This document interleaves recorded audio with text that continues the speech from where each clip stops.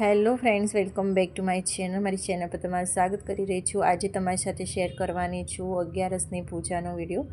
સો અગિયારસની પૂજાના વિડીયોની તમે કન્ટિન્યુ જોજો અને મારા વિડીયોમાં કંઈ ખામી કે ક્ષતિ જણાય તો તમે મને કોમેન્ટમાં જણાવી શકો છો. સો ફ્રેન્ડ્સ, ભક્તિ તો ભોળી હોવી જોઈએ. ભોળી ભક્તિ ભગવાન સ્વીકાર કરે છે. નીતિ નિયમો તો એટલા બધા આપણને એટલો ફોલો કરતા નથી અને બહુ ખાસ ખબર હોતી નથી, કારણ કે ગૃહસ્થ જીવનમાં નીતિ નિયમોનું પાલન થતું નથી. સો ફ્રેન્ડ્સ, સફેદ તલ અને હળદી મિશ્રિત જળથી અને તુલસીપત્ર ના હોય તો તમે તુલસીની માળા છોડી શકો. તે જળથી મેં પ્રભુનું સ્નાન કરાવ્યું છે, ગોસરકાને સ્નાન કરાવ્યું છે. એક પટ્ટા ઉપર ચોકી કરીને સ્વચ્છ વસ્ત્ર અથવા પીળા કલરનું વસ્ત્ર તમે વિસાઈને તેના પાત્રની અંદર તે પાત્રમાં ભગવાનને બિરાજમાન કરી, ગોસરકાને બિરાજમાન કરીને તલનું આસન આપીને મેં જળાભિષેક કર્યો છે. એમને સ્નાન કરાવ્યું છે. ત્યારબાદ તેમનું અંગપોષણ કર્યું છે. અંગપોષણ કર્યા બાદ તેમને સુંદર મજાના વસ્ત્રો પહેરાવીશ અને તેમના શરીર પર ઇત્રની માલિશ કરીશ. ઇત્ર માલિશ ભગવાનને ખૂબ જ પ્રિય છે. ઇત્ર તમે કોઈ બી પ્રકારનું વાપરી શકો છો. મોગરાનું, ગુલાબનું, બેલાનું, ખસનું, ઘણા પ્રકારના ઇત્ર આવે છે જે ભગવાનને પ્રિય છે.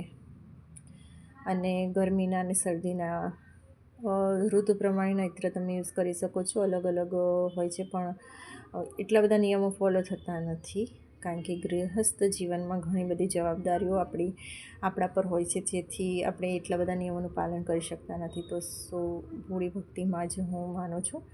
જેટલું કરી શકું છું એટલું મારાથી થાય છે, એટલું કરી શકું છું એટલું હું કરું છું.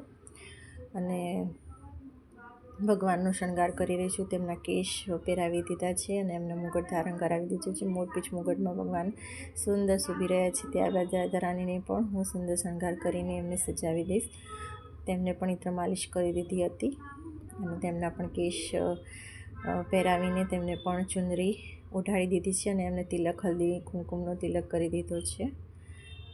ત્યારબાદ નાના લડ્ડુ ગોપાળને પણ હું સુંદર મજાના વસ્ત્રો પહેરાવી દઈશ. તેમને પણ ઇત્ર માલિશ કરી દીધી છે. ફ્રેન્ડ, ભગવાનને તૈયાર કરવા એમનો શણગાર કરવો એ આપણા પૂર્વજન્મના પાપોનો નાશ કરે છે. એમનો શણગાર કરવાથી, એમને તૈયાર કરવાથી અનેકો જન્મના પાપોનો નષ્ટ થાય છે.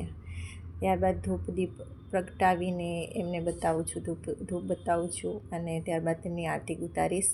કૃષ્ણ, યુગ સરકારની અને લડ્ડુ ગોપાલની હું આરતી ઉતારીશ. ભગવાનના જેટલા બી સ્વરૂપ છે મારી પાસે, એ બધા સ્વરૂપનું હું આજે એમને પૂજન કરી રહી છું.